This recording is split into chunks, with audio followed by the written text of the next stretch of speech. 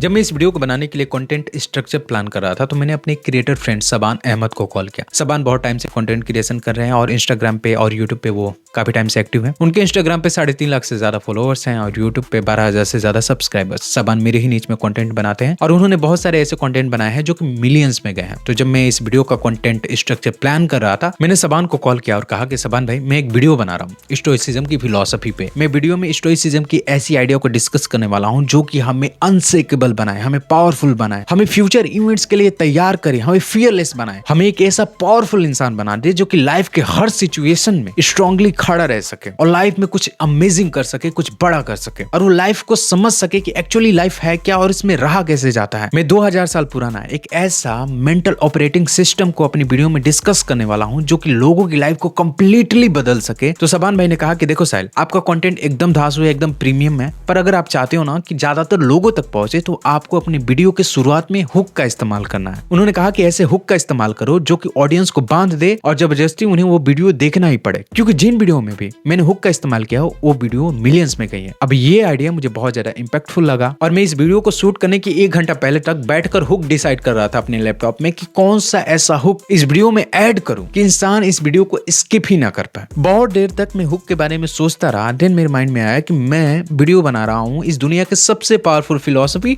Stoic philosophy पे और stoic philosophy के सबसे पावरफुल आइडियाज पे, और ऐसे आइडिया को मुझे किसी के साथ शेयर करने के लिए, इस वीडियो को किसी को दिखाने के लिए हुक का इस्तेमाल करना पड़ रहा है। तो कहीं ना कहीं ये इन आइडियाज और प्रिंसिपल का तौहीन है। अगर कोई इंसान इस वीडियो को सिर्फ इसलिए देख रहा है क्योंकि मैंने इसमें स्ट्रॉन्ग हुक और एडिटिंग का इस्तेमाल किया है तो सही मायने में वो इंसान इस वीडियो को डिजर्व ही नहीं करता। पर आप डिजर्व करते हो क्योंकि आप उनकी कैटेगरी में नहीं आते। अगर उनकी कैटेगरी में आते तो कब का इस वीडियो को स्क्रॉल करके कहीं और चले गए होते, क्योंकि इस वीडियो में मैंने किसी भी हुक का इस्तेमाल नहीं किया। इधर उधर की बातें बहुत ज्यादा हो गई। मैं आपको बता देता हूं कि इस वीडियो में एक्चुअली मैं क्या एक्सप्लेन करने वाला हूं। इस वीडियो में मैं स्टोइक फिलॉसफी के 5 ऐसे प्रिंसिपल और आइडियाज को आपके साथ शेयर करने वाला हूं जिसे अगर आपने अपनी लाइफ में इंप्लीमेंट कर लिया तो आपकी लाइफ एकदम से बदल जाने वाली है। ये आइडियाज इतना ज्यादा पावरफुल और डोमिनेटिंग है कि इन्हें यूनिवर्सिटीज में पढ़ाया जाता है कोर्स की तरह। इस वीडियो में मैं 5 लाइफ चेंजिंग आइडियाज को शेयर करूंगा 3 बड़े फिलोसोफर्स के। पहले एपिक्टेटस जो कि एक गुलाम थे, दूसरा सेनेका जो कि एक प्ले राइटर और एक पॉलिटिशियन थे, और तीसरा मार्कस ऑरेलियस जो कि एक रोमन एम्परर और एक कमांडर थे। क्योंकि इनके प्रिंसिपल इतना ज्यादा डोमिनेटिंग और पावरफुल हैं कि वो किसी भी इंसान की पूरी लाइफ को बदल सकते हैं। तो बिना इधर उधर की बातें किए सीधा टॉपिक पे चलते हैं, उन आइडियाज पे चलते हैं। पहला आइडिया है एपिक्टेटस का, द डिकोटोमी ऑफ कंट्रोल। कभी सोचा है कि लाइफ में हम जो भी चीजें करते हैं वो क्यों करते हैं? कभी सोचा है कि आप ज्यादा पैसे क्यों कमाना चाहते हैं, आप ज्यादा पढ़ना क्यों चाहते हैं, आप एक अच्छा रेपुटेशन और वेल्थ क्यों बनाना चाहते हैं? The answer is pretty simple, just to avoid suffering. क्योंकि आपको चीजों से सफर नहीं करना। आप चाहते हो कि आपकी लाइफ में हैप्पीनेस हो, आप चाहते हो खुश होना। आप नहीं चाहते कि पैसे के लिए आप सफर करो, आप नहीं चाहते कि रिसोर्सेस के लिए आप सफर करो, आपकी फैमिली सफर करे। और ये पहला टेंडेंसी है, पहला human tendency, that is avoiding the suffering। पर यू नो कि आप कितना भी हाथ पैर चला लो, आप सफरिंग से कभी बच नहीं सकते अगर आप डिकोटोमी ऑफ कंट्रोल को नहीं जानते। यू नो कि जो सफरिंग है वो एक कैलकुलेशनल एरर है। हमारे सफरिंग का सबसे बड़ा रीजन ये है ना कि हम उन चीजों को, उन वेरिएबल्स को कंट्रोल करने की कोशिश करते हैं जो कि एक्चुअली हमारे कंट्रोल में है ही नहीं। एपिक्टेटस का आइडिया सिंपल था, there is only one way to happiness and that is to cease worrying about things which are beyond the power of our will. यानी खुश होने का सिर्फ और सिर्फ एक ही रास्ता है कि हम उन चीजों के बारे में परेशान होना छोड़ दें जो कि हमारे कंट्रोल से बाहर की हैं। क्योंकि अगर हम उन चीजों को कंट्रोल करने की कोशिश कर रहे हैं जो कि हमारे कंट्रोल में है ही नहीं, तो हम अपने आप को जानबूझकर सफरिंग का गिफ्ट दे रहे हैं। फॉर एग्जाम्पल, एक आर्चर जो होता है, तीरंदाज, उसका कंट्रोल ना उसकी स्किल पे होता है, उसकी ट्रेनिंग पे होता है। वो कैसे तीर को एम करता है अपनी टारगेट पे, उस पे होता है। वो जो धनुष का प्रत्यंजा होता है उसे सही तरीके से खींच रहा है, यानी उसका कंट्रोल उस पे है। सपोज दैट को अपनी तीर से एक चिड़िया को मारने की कोशिश कर रहा है और उसने ना अपने तीर को खींचा, चिड़िया पे एम किया और उसके बाद से तीर को छोड़ा। पर जैसे ही तीर को छोड़ा एक जोर की हवा आई और उससे उसका एम बिगड़ गया और तीर कहीं और डायरेक्शन में चला गया, या फिर जिस टाइम उसने तीर को छोड़ा उसी टाइम चिड़िया जो है वो उड़ गई और उसका टारगेट मिस हो गया। तो अगर आर्चर जो है अपने सेल्फ वर्थ को सिर्फ और सिर्फ उस टारगेट के हिटिंग पे ही सेट कर देता है कि अगर मैं उस टारगेट को हिट कर पा रहा हूं तभी मेरी कोई वैल्यू है, तभी मेरी स्किल की कोई वैल्यू है, तो वो सिर्फ और सिर्फ उसे सफरिंग देगी। क्योंकि हवा का अचानक से चल जाना या फिर टारगेट का कहीं मूव हो जाना उसके कंट्रोल से बियॉन्ड की चीज है और वो उसे कंट्रोल करने की कोशिश कर रहा है। उसके हाथ में है कि वो अपना एम सही से लगाए, अपने स्किल को इनहेंस करे, वो प्रत्यंजा को अच्छे तरीके से खींचे, धनुष को अच्छे तरीके से पकड़े। और अगर टारगेट मिस हो जाता है बाय एनी एक्सटर्नल कॉज और वो इसके लिए अपने आप को ब्लेम कर रहा है, तो वो अपने आप को ऐसी सफरिंग दे रहा है जिसे उसने खुद क्रिएट किया है। यू हैव टू अंडरस्टैंड कि कुछ चीजें ऐसी है ना जो कि हमारे कंट्रोल से बाहर की हैं, कुछ चीजें ऐसी हैं जो कि हमारे कंट्रोल में है और हमें हमेशा उन्हीं चीजों पर फोकस करना है जो कि हमारे कंट्रोल में है। जो चीज हमारे कंट्रोल से बाहर है, अगर हम उन्हें कंट्रोल करने की कोशिश करते हैं तो हमें सफरिंग के अलावा कुछ नहीं मिलने वाला। आपने रोज 6 घंटे अच्छे से सिलेबस पढ़ा, पूरे फोकस के साथ पढ़ा, पर जब एग्जाम देने गए तो क्वेश्चन पेपर कुछ अलग ही था और इसकी वजह से आपके मार्क्स कम आए और इसके लिए आप अपने आप को ब्लेम कर रहे हो, तो आप अपने आप को सफरिंग दे रहे हो। क्वेश्चन पेपर का डिफरेंट आना आपके कंट्रोल में नहीं था, पर पढ़ना आपके कंट्रोल में था, जो कि आपने किया। और जो चीज आपके कंट्रोल में है ही नहीं उसके लिए परेशान होना, उसे कंट्रोल करने की कोशिश करना अपने आप में एक बेवकूफी है, अपने आप को दुखी करना है। तो आपको करना क्या है, एक पेपर लेना है और एक सर्कल बनाना है और उस गोले के अंदर लिखना है what is in my control, then लिखना है my mind and my choices. और जो भी चीज आपकी लाइफ में हो रही है ना, अपने आप से एक क्वेश्चन पूछो कि क्या ये मेरे कंट्रोलिंग सर्कल में आता है। आपके कंट्रोल में क्या आता है, आपके चॉइसेस, आपके थॉट्स, आपके बिलीव, आपके पर्सपेक्टिव, आपके ओपिनियंस, आपके एक्शंस, जो कि आपके कंट्रोल में है। इसके अलावा जो भी चीजें हो रही हैं वो आपके कंट्रोल में नहीं है और जो चीजें आपके कंट्रोल में नहीं है उसके बारे में आपको वरी नहीं होना है। जो चीजें सर्कल से बाहर की हैं उन्हें बस छोड़ देना है, उनके बारे में सोचकर अपना 1 सेकंड भी वेस्ट नहीं करना है। किसी चीज के बारे में स्ट्रेस ज्यादा हो तो पूछो अपने आप से कि क्या ये मेरे कंट्रोलिंग सर्कल में आता है। अगर आता है तो मैं एक्ट करूंगा, मैं इसे क्योर करने की कोशिश करूंगा। पर अगर ये मेरे कंट्रोलिंग सर्कल में नहीं आता और ये बाहर की चीज है तो मैं इसके बारे में सोचकर अपना 1 सेकंड भी वेस्ट नहीं करूंगा। दूसरा पावरफुल आइडिया है सेनेका का द प्रीमेडिटेटिव मेलोरम। ये एक लैटिन वर्ड है जिसका मतलब होता है premeditation of the evil. इसमें आपको पता है क्या करना होता है, वही करना होता है जो आप रोज करते हो। निगेटिव सोचना होता है पर सही तरीके से सोचना होता है। आपको बैठना होता है और किसी भी चीज के बारे में, किसी भी इंसान के बारे में क्या वर्ड्स हो सकता है, क्या निगेटिव आउटकम्स हो सकते हैं, उसको बैठकर एनालाइज करना होता है। सिंपल भाषा में बुरा से बुरा आपके साथ क्या हो सकता है ये एनालाइज करना होता है। आपकी जॉब जा सकती है, आपका पार्टनर आपसे दूर जा सकता है या फिर आपके पेरेंट्स की डेथ हो सकती है। ये सारी चीजें बैठकर इमेजिन करना होता है। अब आप सोच रहे होगे कि इन सारी चीजों से फायदा क्या होगा, ये निगेटिव थिंकिंग तो हमें और ज्यादा एंजाइटी देंगे, पर ऐसा बिल्कुल भी नहीं है। देखो, हम अपनी लाइफ में किसी चीज, किसी इंसान या फिर किसी सिचुएशन से कितना ज्यादा इफेक्टेड होंगे ये टोटली डिपेंड करता है कि हमारे उस इंसान के साथ, उस चीज के साथ, उस सिचुएशंस के साथ कैसे एक्सपेक्टेशंस है। और अगर हम इंसान, चीजें या फिर सिचुएशंस के बारे में सिर्फ और सिर्फ पॉजिटिव सोच रहे हैं तो एक निगेटिव आउटकम या सिनेरियो हमें हिला कर रख सकता है, हमें पूरी तरीके से तोड़ सकता है। पर अगर हम प्रीमेडिटेटिव ऑफ मेलोरम का यूज करते हैं, अगर हम निगेटिव आउटकम्स को एनालाइज करते हैं, उन्हें समझने की कोशिश करते हैं, तो इसके 2 फायदे होंगे। पहला फायदा ये होगा कि हमें पता होगा कि अभी हमारी लाइफ में कुछ बुरा हुआ नहीं है, ये हमारा इमेजिनेशन है, हम सोच रहे हैं। तो इससे हमारे अंदर आएगा ग्रेटिट्यूड। फॉर एग्जाम्पल, मैं प्री मेडिटेशन कर रहा हूँ कि मेरी जॉब अगर चली गई तो मैं कैसे सर्वाइव करूंगा और पूरे ध्यान से इस निगेटिव आउटकम के बारे में सोच रहा हूँ, प्री मेडिटेटिव मेलोरम कर रहा हूँ। तो इसका फायदा ये होगा ना कि जब मैं इस थॉट से बाहर निकलूंगा तो मुझे पता चलेगा कि मेरी जॉब अभी गई नहीं है। तो इससे क्या होगा कि मेरे अंदर आएगा ग्रेटिट्यूड कि थैंक गॉड कि मेरी जॉब सही सलामत है और मुझे महीने की सैलरी मिल जा रही है अपने जीवन व्यापन के लिए। तो होगा ये कि हमारे अंदर ग्रेटिट्यूड आएगा। जितना ज्यादा हम प्री मेडिटेटिव मेलोरम का यूज करेंगे उतना ज्यादा हमारे अंदर ग्रेटिट्यूड आएगा कि थैंक गॉड की चीजें सही सलामत है हमारी लाइफ में। दूसरा फायदा ये होगा ना कि अगर चीजें गड़बड़ हो जाती, अगर चीजें हमारे एक्सपेक्टेशंस के हिसाब से नहीं चलती और सच में कुछ बुरा हो जाता है तो हम इमोशनली रेजिलिएंट होंगे, तो उन चीजों से हम डील कर पाएंगे। लाइक अगर हम रिलेशनशिप में हैं और हमने अपने ब्रेकअप के बारे में कभी सोचा ही नहीं और अचानक से हमारा पार्टनर हमसे ब्रेकअप कर लेता है, तो वो हमें जितना ज्यादा दुख देगा उतना हम इमेजिन भी नहीं कर सकते। पर अगर हम प्री मेडिटेटिव मेलोरम का यूज करते हैं और डेली अपने ब्रेकअप को इमेजिन करते हैं, हम ये इमेजिन करते हैं कि हमारा पार्टनर जब हमें छोड़ दे रहा है तो हम कैसे सर्वाइव कर रहे हैं, कैसे जी रहे हैं, इसका फायदा ये होगा ना कि हम ग्रेटिट्यूड फील करेंगे कि थैंक गॉड हमारा पार्टनर हमारे पास है। हम उसके रिस्पेक्ट करेंगे, उसके प्रेजेंस का रिस्पेक्ट करेंगे, उसे टाइम देंगे। और खुदा न खास्ता अगर ब्रेकअप हो गया तो हम उस आउटकम के लिए पहले ही रेडी होंगे। जब पायलट्स की ट्रेनिंग होती है ना तो प्री मेडिटेटिव मेलोरम का यूज किया जाता है। उन्हें एक सिमुलेटर गेम दिया जाता है जिसमें वो प्लेन उड़ा रहे होते हैं और उस सिमुलेटर में इंजन फेलियर होता है, ताकि पायलट्स जो है अपने आप को ट्रेन कर पाए ऐसी किसी भी तरह की इमरजेंसी के लिए कि बाई चांस अगर 34,000 फीट की ऊंचाई पे प्लेन का इंजन क्रैश हो जाता है तो पायलट जो है पैनिक ना हो, उन्हें ऑलरेडी आइडिया हो कि उन्हें एक्चुअली करना क्या है। इसके लिए उन्हें तैयार किया जाता है इंजन फेलियर की ट्रेनिंग देकर। तो डेली के 5 या 10 मिनट निकालो जहाँ पे आप प्रीमेडिटेटिव मेलोरम यूज कर सको, बुरा से बुरा सोच सको। वैसे भी रोज सोचते ही हो, पर सही तरीके से सोचो, स्ट्रेटेजिक वे में सोचो, ताकि ये आपकी ग्रोथ के लिए काम आए। अगर सब कुछ अच्छा चल रहा है तो ग्रेटिट्यूड फील करो, और अगर बुरा हो रहा है तो अपने आप को तैयार करो। तीसरा पावरफुल आइडिया है मार्कस ऑरेलियस का एमोर फैटी, जिसका मतलब होता है लव योर फेथ। जो भी डिफिकल्टीज आपके साथ हो रही है ना, उसे आपको सिर्फ झेलना नहीं है, उसे गले लगाना है। हर डिफिकल्टीज, हर ऑब्स्टिकल्स, हर रुकावट को अपनी लाइफ में ऐसे ट्रीट करना है जैसे कि वो बहुत इंपॉर्टेंट कंपोनेंट्स हो आपकी ग्रोथ के लिए। याद रखना, resistance create suffering and acceptance create peace. Marcus Aurelius कहते हैं ना, the blazing fire makes flame and brightness out of everything that is throw into it. यानी एक धधकती आग जो होती है ना, आप उसमें किसी भी चीज को फेंक दोगे ना, तो वो उसे आग में और रोशनी में कन्वर्ट कर देता है।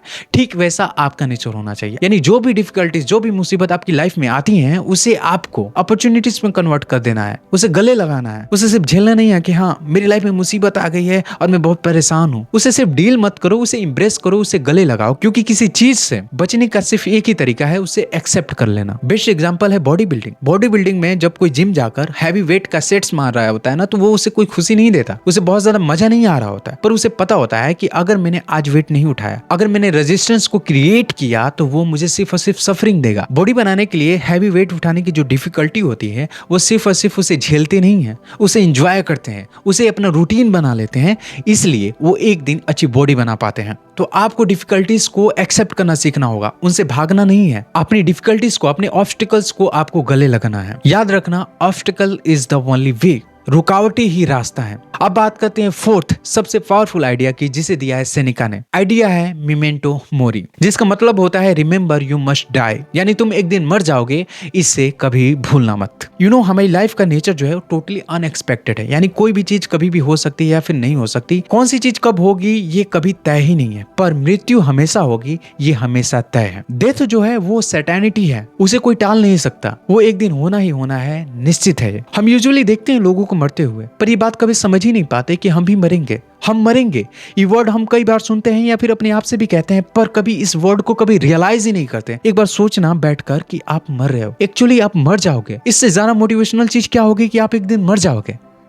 अगर ये वर्ड आपके अंदर जुनून नहीं बढ़ पा रहा है, तो इसका मतलब कि आपने मौत की अहमियत को नहीं समझा, आपने मौत को नहीं समझा है। कभी आपने बैठकर उसे इमेजिन किया ही नहीं, ताकि आपको पता चल सके कि आप एक दिन मर जाओगे। महाभारत की पॉपुलर कहानी है ना, कि जब यक्ष युधिष्ठिर से पूछता है कि तुम्हें इस दुनिया में सबसे ज्यादा क्या अचरज भरी चीज लगती है, तो युधिष्ठिर जवाब देते हैं ना कि हम सबको पता है कि हमें एक दिन मरना है, फिर भी हम इमॉर्टल की तरह बिहेव करते हैं। हम ऐसे बिहेव करते हैं जैसे कि हम कभी मरेंगे ही नहीं। मार्कस ऑरेलियस ने कहा था ना कि हर वो चीज जो कभी हो सकती है फ्यूचर में, वो अभी भी हो सकती है, इसी मोमेंट हो सकती है। तो हमें हमेशा अपने मौत को याद रखना है। हम अपनी लाइफ में सारी उल जलुल चीजें सिर्फ इसलिए करते हैं ना, क्योंकि हमें लगता है कि हम इमॉर्टल पैदा हुए हैं, यानी हम कभी मरेंगे ही नहीं। पर जब हम मौत को याद करते हैं ना, तभी हमें जिंदगी की अहमियत पता चलती है। तभी हमें पता चलता है कि टाइम जो है हमारे पास वो लिमिटेड है, और इस लिमिटेड टाइम को हमें किसी और के बारे में सोचने में, किसी और की जिंदगी जीने में, या फिर किसी और के ऑर्डर को मानने में वेस्ट नहीं करना है। हमारी खुद की जिंदगी है, हमें अपनी लाइफ भी जीना है। एक दिन जब आप डीपली ये समझ जाओगे ना कि आप मरोगे, तो आप अपनी लाइफ का एक सेकंड भी वेस्ट नहीं करोगे। इमेजिन करो कि आप और आपका बेस्ट फ्रेंड बैठकर कॉफी पी रहे हो, और ना आप दोनों को पता है कि आप दोनों कल मर जाने वाले हो। तो क्या ये जानते हुए भी आपके पास इतना पावर होगा कि आप बैठकर एक दूसरे से बातें ना करके फोन स्क्रॉल करो या फिर फालतू का गॉसिप करो? नहीं ना।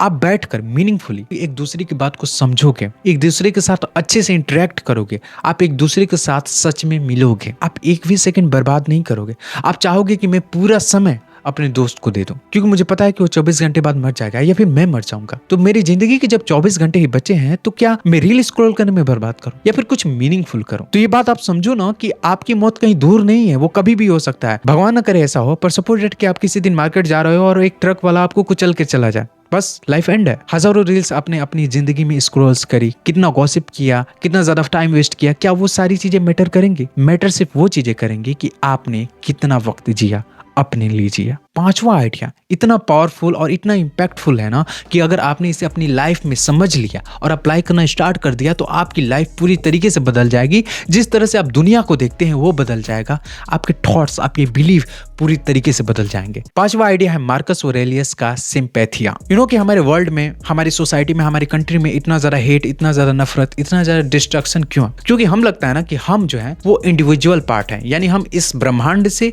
इस पूरे संसार से अलग हैं। पर सही मायने में देखा जाए तो हम ये दुनिया से अलग नहीं है, हम ही ये दुनिया है। हम जो है वो कॉस्मिक का पार्ट है, हम इस पूरे ब्रह्मांड का पार्ट है। हमारे बिना ये पूरी दुनिया अधूरी है और इस पूरी दुनिया के बिना हम अधूरे हैं। जे कृष्णमूर्ति की तो पूरी फिलॉसफी ही यही है। पूरी लाइफ चिल्लाते चिल्लाते वो मर गए कि देखो तुम दुनिया से अलग नहीं हो, तुम ही दुनिया हो। तुम में और दुनिया में कोई चीज सेपरेशन ला रही है, कोई अलगाव ला रही है, तो वो है तुम्हारा ईगो, तुम्हारा मी, कि मैं हूं, मैं एग्जिस्ट करता हूं। अगर तुम्हारे अंदर से मैं हटा दिया जाए, मी हटा दिया जाए, तुम्हारी आइडेंटिटी, तुम्हारा नाम, तुम्हारी मेमोरीज, तुम्हारा जो मी है उसे हटा दिया जाए, तो तुम्हारे में और इस दुनिया में कोई सेपरेशन रह ही नहीं जाएगा। फिर तुम दोनों एक हो जाओगे। और वहीं पे उन्होंने अपना कॉन्सेप्ट दिया था, द ऑब्जर्वर इज ऑब्जर्व, यानी जो देखने वाला है दृष्टा और जो दृष्टि है वो दोनों सेम ही है, वो दोनों एक दूसरे से अलग नहीं है। जीतू कृष्णमूर्ति की इस आइडिया के बारे में हम कभी और चर्चा करेंगे। अभी बात हो रही है सिंपैथिया की, जहाँ पे आपको ये समझना है कि आप जो है वो कॉस्मिक के पार्ट हैं। आप इस दुनिया से, इस कॉस्मिक से, इस संसार से अलग नहीं है, उससे जुदा नहीं है, आप इसके ही एक पार्ट हैं। ये समझो ना कि पूरा जो कॉस्मस है, पूरा ब्रह्मांड है, वो एक बॉडी की तरह है और आप इस बॉडी का पार्ट हो। लाइक आप हैंड हो। और अगर आप ये समझ रहे हो कि आप बॉडी से अलग हो, लाइक अगर मेरा हैंड ये समझ रहा है, मेरा हाथ ये समझ रहा है कि मेरी बॉडी से अलग है, ये इंडिविजुअल है, इसकी अलग लाइफ है, इसका और मेरा कोई कनेक्शन नहीं है, तो ये जो है गलतफहमी में है। इसे समझना होगा कि हमेशा से मेरे साथ में था और ये हमेशा मेरे साथ रहेगा। इसका और मेरा नाता कभी टूटने वाला नहीं है। तो ये चीज को समझो कि you are the part of the universe और इस चीज को कोई बदल नहीं सकता। इसका फायदा ये होता है ना कि आपको अपनी लाइफ की अहमियत समझ में आ जाती है, आपको ये ब्रह्मांड अपना लगने लगता है, आपको नेचर से प्यार होने लगता है, आपके अंदर सिंपैथी, लव, काइंडनेस, ये सारी चीजें आने लगती हैं। सपोज है कि एक जाम लगा हुआ है, ट्रैफिक जाम, और उसमें ना हजारों गाड़ियां फंसी हुई हैं और आप भी उसी ट्रैफिक जाम में फंसे हुए हो और आप हॉर्न पे हॉर्न दबाए जा रहे हो, आप ड्राइवर्स को गालियां दे रहे हो, आसपास की गाड़ियों को गालियां दे रहे हो। ऐसा आप तब तक करोगे ना जब तक आप जो है सिंपैथिया को नहीं समझोगे। जैसे ही आप सिंपैथिया को समझ जाओगे, ये समझ जाओगे कि आप जो है इस कॉस्मिक से अलग नहीं हो, आप इसके पार्ट हो, तो आपको समझ में आएगा कि सिर्फ आपको ही जल्दी नहीं है। सामने वाली बाइक पे जो बंदा बैठा हुआ है उसके घर भी कोई उसका इंतजार कर रहा है, वो भी आपके ही जितना घर जाने की जल्दबाजी में है। और उसी की तरह सैकड़ों लोग जो उस ट्रैफिक जाम में फंसे हुए हैं वो भी घर जाना चाहते हैं। जब आप कॉस्मिक कनेक्शंस को समझने लगोगे ना तो आपकी पूरी लाइफ ही बदल जाएगी। छोटे छोटे इंसिडेंट्स जिसमें आप परेशान हो रहे थे, जिसमें आप वरी हो रहे थे, आप उसे देखने का एक नया नजरिया ढूंढ लोगे और उसी में आपको पीस मिलने लगेगा, उसी में आपको शांति मिलने लगेगी। हम एक दूसरे के साथ बिलोंग करते हैं, इंडिविजुअली हम कभी एग्जिस्ट ही नहीं करते। मैं आपके जज्बे को सलाम करता हूं अगर आपने इस वीडियो को अब तक देखा है तो, क्योंकि इंसानों का जो अटेंशन स्पैन है ना वो एक गोल्ड फिश से भी कम हो चुका है। 8 सेकंड तक किसी चीज पे फोकस नहीं कर पा रहा है और आपने इस वीडियो को एंड तक देखा, ये बहुत बड़ी अचीवमेंट है। अगर पूरी वीडियो को यहाँ तक देख लिया ना तो एक बात और सुन के जाओ, information without application is entertainment. और यहाँ पे मैं एंटरटेनमेंट करने के लिए नहीं बैठा हूँ, यहाँ पे मैं एजुकेट करने के लिए बैठा हूँ, आपको सिखाने के लिए बैठा हूँ। अगर आपको एंटरटेनमेंट चाहिए तो आप वाइन्स वीडियोस देखो, क्रिस का गाना सुनो। तो जो भी आइडियाज मैंने आपके साथ शेयर किए हैं स्टोइक फिलॉसफी की, उसका कोट बनाकर अपनी इंस्टाग्राम बायो में नहीं चिपकाना है, उसे अपनी लाइफ में इंप्लीमेंट करना है। जब भी आपको टाइम मिले तो पेपर और पेन लेकर बैठो, इस वीडियो को फिर से स्टार्ट करो और जो भी पॉइंट्स मैं आपके साथ शेयर कर रहा हूँ, जो भी आइडियाज मैं आपके साथ शेयर कर रहा हूँ, सबको लिखो विद एग्जांपल और उसे आप अपनी लाइफ में कैसे इंप्लीमेंट करने वाले हो ये भी लिखो। और इन सारे आइडियाज को 1 महीना तक जी कर देखो, आपकी पूरी लाइफ चेंज हो जाएगी। अब लाइफ चेंज होने से मेरा मतलब ये नहीं है ना कि आपके पास बड़ा घर हो जाएगा या फिर आपके पास बड़ी गाड़ियां हो जाएंगी, आप बहुत ज्यादा वेल्दी हो जाओगे। आई डोंट नो कि लोगों को चेंज का मतलब सिर्फ और सिर्फ अमीर होना ही क्यों लगता है। चेंज कोई फिजिकल आउटकम नहीं है, ये एक मेंटल प्रोसेस है, एक मेंटल स्टेट है। और मैं उसी चेंज की बात कर रहा हूँ कि आपकी पूरी लाइफ चेंज हो जाएगी अगर आप इन 5 आइडियाज को जीते हो तो। इसी के साथ मैं वीडियो को यहीं पे एंड करता हूँ। कोई नया टॉपिक सजेशन हो तो कमेंट में बता देना और कंटेंट कैसा लगा ये भी बता देना और चीजों को इंप्लीमेंट कर रहे हो या नहीं ये भी बता देना। मैं आपसे मिलता हूँ किसी नए वीडियो में, किसी नए प्रॉब्लम के किसी नए सोल्यूशन के साथ। तब तक के लिए नमस्कार।